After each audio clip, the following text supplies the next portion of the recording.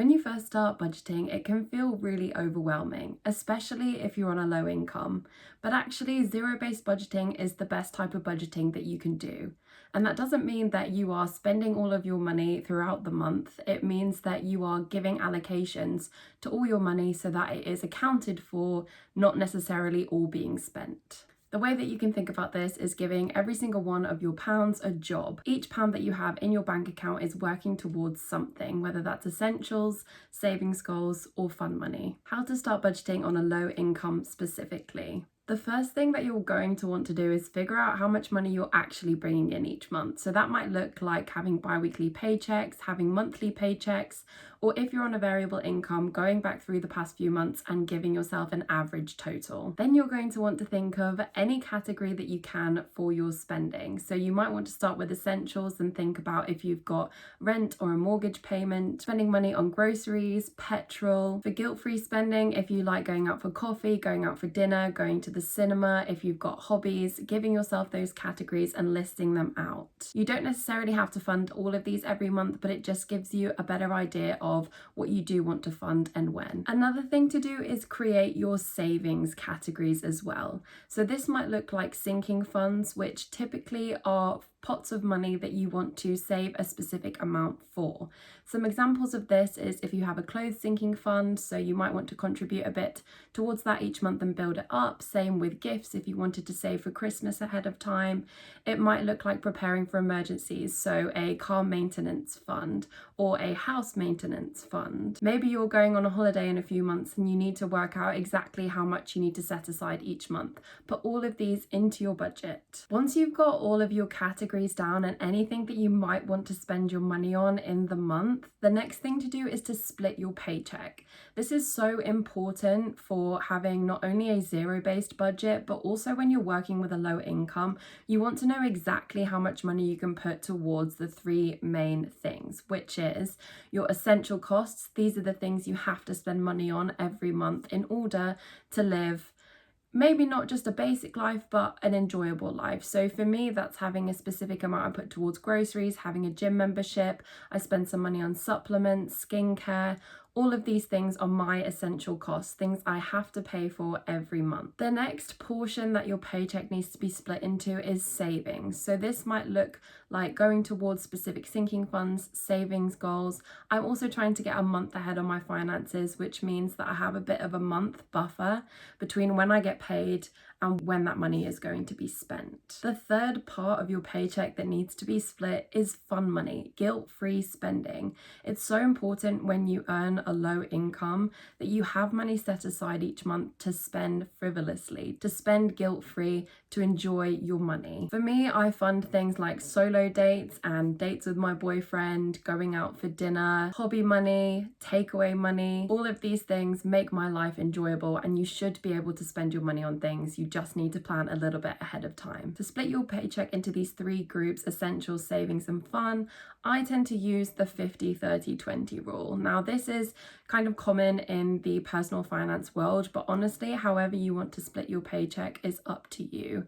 So for me, that looks like spending between 50 to 60% of my paycheck on essential costs. Then it looks like spending 20 to 30% of my paycheck on savings goals, and then the rest of the money, which tends to be between 10 and 20%, going towards fun or guilt-free spending. If you want to change this split to work for you, if you only spend 40% of your income on essential costs and that covers everything, then you can play around with it a bit more. But I just tend to split it that way so I know exactly how much money I can put towards each of those things and fill up my categories that way. Once I know the percentage of how I want to split my income, I then just use a calculator and figure out if I split my paycheck in half, 50%, how much money is that going to be? If I split it into 30%, what is that going to look like? And then I have an amount of money that I'm going to be spending on those specific groups. For me, I have £900 to spend on essential costs each month. So that means going through those essential costs and filling them up and making sure that I'm covering all of those with that amount of money. If I don't have enough money to fund those, then maybe I rethink some of the targets that I've got for those categories. So grocery is one that I kind of play around with and see. At the moment, £45 a week seems to work for me for groceries, but if I had a couple of months where I'm spending less or more than that, I might adjust, and then I would have to go into other targets and change those as well. But the point is that all of your money is getting split out. You're going to give a job to all of that £900 and nothing should be left over. If you then don't spend some of that money, it can roll into the next month. So sometimes I don't spend all of my petrol money, or I don't spend all of my grocery money, and that means that I can assign less to it next month because I've got a little bit left in those categories. Your priorities for savings goals might change each month as well. So for me at the moment, my priority is my car loan minimum payment, and also putting money aside for my overdraft, which I have to have paid back by August. So those are the things that I fill up first, and then I also have a holiday I'm saving for, so I would then fill up that second, and if I have any money left over for my savings at that point, I can kind of put it towards different things. And it just depends. You might be wanting to do a clothes shopping spree that month, so you'd put a little bit more towards that, or maybe you've got 3 birthdays that you need to buy presents for that month, so that you would spend some more money that month. It doesn't have to be the same goals for these every single month. Any category you can change, and you should change it depending on how your circumstances change. Some realistic expectations for budgeting with a low income, and also just starting out with a budget. It takes time to see things build, especially if you've got savings goals or sinking funds. Those pots are going to take time to grow, especially with things like a car maintenance or a house maintenance, or maybe you're saving for a house deposit. It's just about being consistent and putting something towards it each month, and it will slowly start to build. If an emergency crops up, like for me, I had to get my car repaired this month, I might not have had enough in the category because I've only been saving a couple of months for car repairs because I haven't had my car very long. But in my mind, I thought, okay, if it is more than what I've got in that, I can pull from other things that are less important to me at the moment. I'm slowly getting a month ahead on my finances, so that for me works as a little bit of an emergency fund. So if I did need to pull some money from that and use it for a more pressing emergency, I could. It's also important to understand that you will overspend. You will need to change your budget throughout the month, and that's okay. You should be looking at your budget regularly and thinking, right, I'm spending way more on groceries this month than I thought, or I'm spending way more money on dining out than I thought I would. What am I thinking that I probably won't need to spend money on? Maybe I can pull from takeaway. Maybe I can pull from my clothes fund. What is less important? You need to be making those trade-offs pretty much every time that you're spending money. Obviously, if you know that you're covered, like it's the first of the month, you're doing your first grocery shop, that's fine. But as the month starts to go through and you start to have categories lose money and you spend it, and maybe you don't have any money in those categories anymore, but you really want to purchase something, just make those trade-offs. Think, okay, well, I probably don't need to fill up my car anymore this month, so I'm going to take some from petrol. Or I'm not going to buy any more toiletries this month, so I can take it from that. It's just being conscious with your spending and moving that money around as you see fit. Some beginning mistakes when starting with budgeting. The first one is being too restrictive. You're never going to stick to a budget if you are just trying to save all your money or only spend on the essentials, just have absolutely no fun. You're allowed to have fun with your money, and you should. That's why you split your paycheck into 3. And I would urge you to really not take money from your guilt-free spending if there's money left over, unless it's some sort of thing that you have to pay for, because it's proving to yourself that you shouldn't have fun, and you should have fun. So you should be saving for fun things. Like for me, I'm buying a £160 deck chair just because I want to sit in the garden and be comfortable. Maybe you're saving for a holiday. Maybe you just want to have enough money to go and splurge and buy a lot of clothes, or, you know, buy a £30 coffee from Starbucks. Whatever you want to do, it's your money and you're allowed to have fun with it. Another mistake that I see is forgetting irregular expenses. You're not always going to have money that's definitely going to come out every single month and not the rest of the year. You might have annual costs that you need to save for, like car insurance, or for me, my water bill is every 6 months rather than every month. So I have to put a little bit away each month for those. And the reassurance that you have that those non-monthly expenses are covered for is just the best feeling ever. If you've got £400 coming out for your car insurance, but you've been saving a little bit each month, imagine the feeling when you don't panic and you see £400 all come out at once. And that includes saving for sort of emergencies as well. A car repair, to me, yes, it might be unexpected, but if you have a car, you can expect that you're going to have car repairs. If you own a home, you can expect that you're going to have some sort of maintenance crop up. These are all things that you can plan for, and they won't feel like emergencies when they finally do happen. Another mistake is giving up too soon. Maybe you just have a massive overspend in 1 month and you think, God, I really just don't want to budget anymore. And that's happened to me. I've gotten a couple weeks into having a spreadsheet and just think, oh my God, I've overspent in so much that I just can't even keep up with the math.